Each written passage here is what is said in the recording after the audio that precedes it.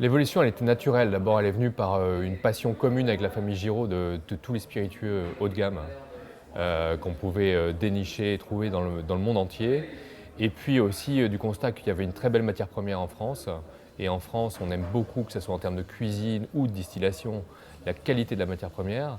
Et cette matière première, qui est une orge française de très grande qualité, pour nous, c'était une évidence qu'un jour ou l'autre, il faudrait se mettre à distiller cette céréale. Et quelle plus belle façon que de l'utiliser pour faire du malt whisky.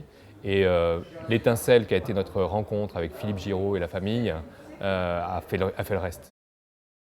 La distillerie, donc elle était dans ma tête et dans nos têtes depuis de nombreuses années. Et c'est vrai que la rencontre avec Philippe a été l'occasion de la transformer en une réalité. On est parti sur un principe simple, et cette chance de partir d'une page blanche qui était de créer le meilleur malt possible. Et pour ça, on a eu carte blanche pour développer un outil de brasserie, pour aller sélectionner nous-mêmes les orges, aller travailler avec un malteur qui est un malteur artisanal qui travaille en grande partie pour nous et avec nous, qui est un partenaire aujourd'hui, pour développer, pour que toute la chaîne de A à Z soit faite pour créer le meilleur malt possible.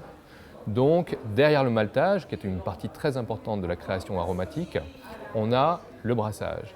Le brassage, on a développé un système interne, total, en partant d'une page blanche, avec un seul objectif, avoir le meilleur distillat possible. Et ça a été une opportunité absolument géniale avec nos équipes, de bosser depuis zéro, d'intégrer avec nous toute une équipe pour arriver à ce que vous connaissez aujourd'hui, qui est ce produit qui est assez génial.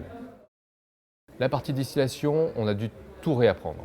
Alors bien sûr, on avait ces beaux outils qui étaient ces alambics de 2500 litres tout en cuivre, que l'on manipule dans la famille, comme tu le disais, depuis le 19e siècle.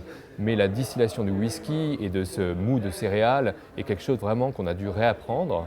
Donc ça a été quelques années d'apprentissage là, pour une fois de plus en tirer la quintessence de ce qu'on pouvait faire.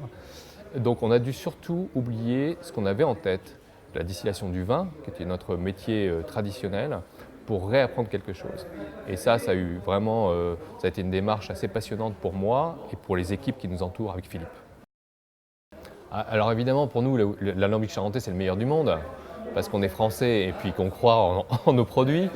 Malgré tout, il y a quelques phénomènes qui font qu'on a de très bonnes qualités, que c'est un très bon alambic pour distiller du whisky. Le premier, ce sont des petits alambics qui font que 2500 litres, alors que dans l'industrie du whisky, en général, les alambics peuvent être beaucoup plus grands. Ils sont pilotés surtout par des hommes qui sont là 24 heures sur 24, derrière l'alambic, qui, comme vous le savez, il y a un feu direct dessous l'alambic, sont là pour gérer tous les paramètres de distillation.